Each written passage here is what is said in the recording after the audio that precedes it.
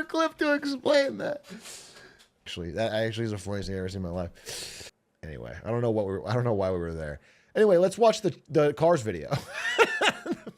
The point people missed about Cars. Well, we're already in. Let's fucking go. In for a penny, in for a pound. What do we miss? The ending of Cars is interesting to me for a number of reasons. I've seen plenty of people who really like this movie, plenty of people who really don't, and plenty of people who are just okay with it. But this moment is one that pretty much everyone seems to like. Throughout the movie, Lightning McQueen has been desperately trying to make it to California for the biggest race of his career that could potentially make him a racing legend. I'll be the first rookie in history ever to win it. Over the course of the movie, though, his priorities start to shift, and for the first time in his life, he starts to genuinely care about the people around him. Despite this, though, when the time comes to actually do the race, Lightning does pretty well, thanks in no small part to those friends. The final lap comes, and Lightning seems to be a shoo-in for the Piston Cup, which would make all of his ambitions a reality. Yeah. Meanwhile, behind Lightning, Strip Weathers and Chick Hicks, resigned to the idea that neither one of them is winning at this point, are duking out in a last-ditch effort for second place. That is until Chick, as he's often known to do, takes things one step too far. I am not coming in behind you again, old man. Oh! Lightning, noticing what's just happened, screeches to a halt just short of the finish line, allowing Chick to overtake him and going back to give the retiring champion a dignified end to his career. I think the king should finish his last race. It's a nice ending that demonstrates Lightning's growth from a superficial celebrity to a more caring and respectful person. Yeah. But while pretty much everyone seems to agree with me on this, there is one point that I've heard a few people bring up, even if they do still like the ending. Okay, but like, if I was him, I would have crossed the finish line and won the race and then gone back to help the king. But I guess this is a better lesson learned or whatever. The finish line is right there. Come on, just go an inch further. Please, Lightning. Lightning grows a conscience at the stupidest time. A moment that should show me how much he's grown actually makes me physically angry. It is true that Lightning helping Strip Weathers and taking the Piston Cup, which he won fair and square, are not mutually exclusive, and he could have very easily done both. But I feel like when people say that he's giving up the championship unnecessarily, they're kind of missing the point. It's not about The Piston Cup. Let him cook. it's about sending a message.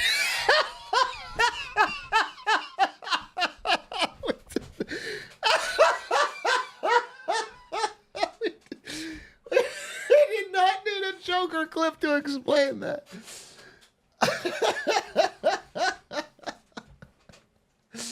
Holy fuck, I'm turning into the Joker with how much the Joker is being used. Oh, that's beautiful. That really caught me off guard. I do agree with him, though. He's cooking. You know what? He's cooking. If Lightning McQueen gets first place and then goes back, he's not sacrificing anything. He hasn't really learned anything. He's having his cake and eating it too. There's nothing symbolic about that. He's given up nothing. It's a PR stunt at that point. If he gives it up, it's saying that the friendship and honor and respect is worth more than just winning, obviously. And by the way, probably gets more sponsorships too. To get across what I mean by this, let's take a look at what actually compels Lightning to do this. After he sees Strip Weathers sitting in pain and completely wiped out, it immediately reminds him of Doc Hudson, who he learned earlier in the film had his racing career end in a similar way. Doc was injured during a race, and it took a pretty lasting toll on him. Not so much physically, more so in reputation. When I finally got put together, I went back expecting a big welcome. You know what they said? You're history. This sets up sort of the uglier side of racing that Lightning hadn't considered before.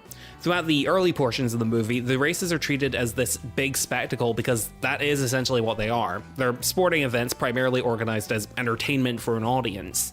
And in those events, the racers are there to impress the audience by performing feats like outrunning dozens of other cars at hundreds of miles per hour and weaving through any hazards that come their way. If done right, it seems as if they're invincible. Lightning, being relatively new to the racing circuit, has had the first impression of what that's like. He's amazing at what he does, and as a result, he has entire stadiums of people gathering to see just how amazing he is. To Lightning, this is... How many YouTube videos are going to just retell the story they're talking about? I assume if I'm watching the point people missed about cars, I've seen Cars. It wasn't like I didn't. Everyone watching this knows the basic plot of Cars. It's a children's movie that we can all pick up on. There's a reality that he only sees getting better as his career goes on. I mean, if he's getting this much love as a rookie, imagine how much of a god he'll no doubt become after he wins the Piston Cup.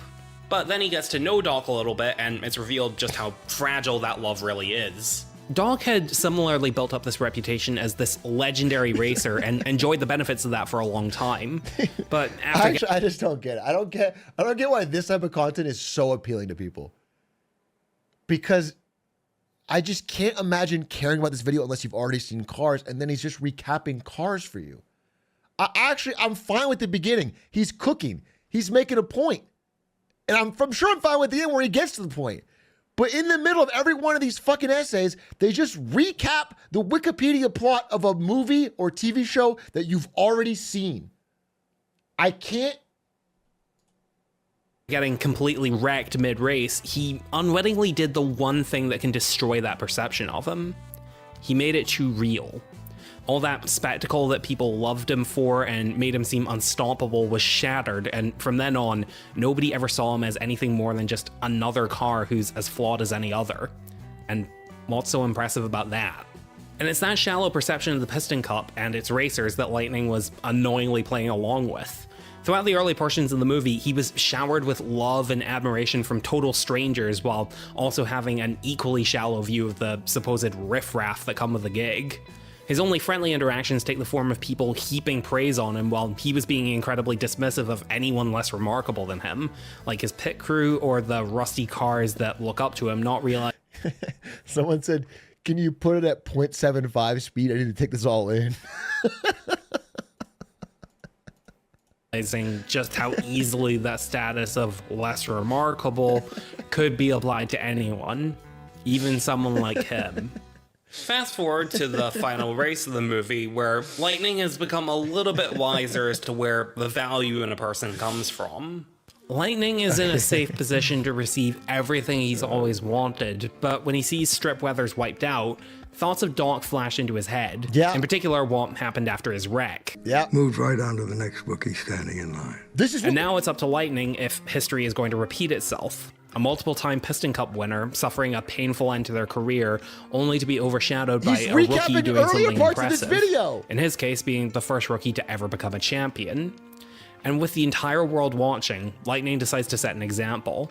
He makes a statement to the entire world that while he's willing to race, he's not going to participate in a competition where such disregard gets rewarded. This grumpy old race car I know once told me something. It's just an empty cup. Of course, while all that is going on, there's a certain character who doesn't seem capable of that level of reflection. To me, this is where Chick Hicks is at his most interesting. Up until now, he was a fun, fairly one-note antagonist, which was all he really needed to be for most of the movie. It's at this point, though, when all the negative superficiality that exists in the racing circuit is taken to its absolute extreme. You know, generally, if you're in a competition that you've pretty much already lost in every way except technicality, and then the would-be winner just forfeits their guaranteed victory at the last moment, you'd probably feel a little unfulfilled. I mean, Chick was in no position to catch up to Lightning legitimately, and only won because at the race's end, he literally had no active competition. Yep. And yet, he's just so pleased with himself. No consideration for how he cheated to get to second place, no acknowledgement. Yeah, dude. Yeah, he's the bad guy in a kid's movie. Like a 5-year-old would.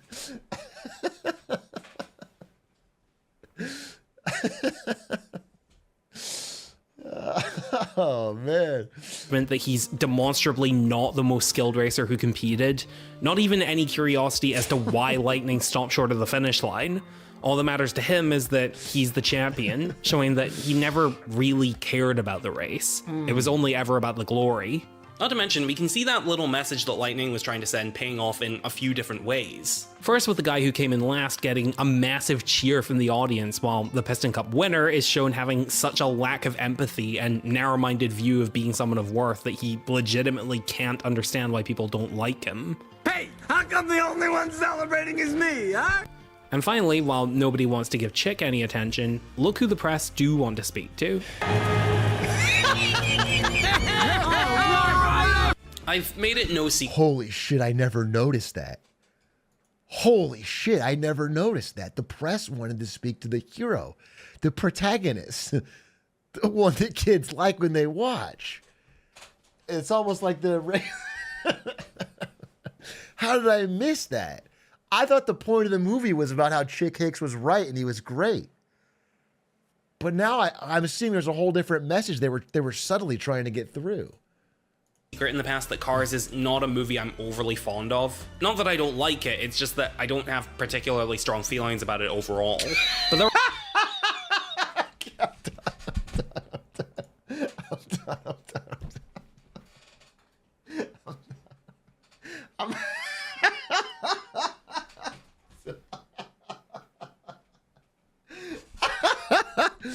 Oh, I might end stream. I can't. I straight up can't. That's too funny.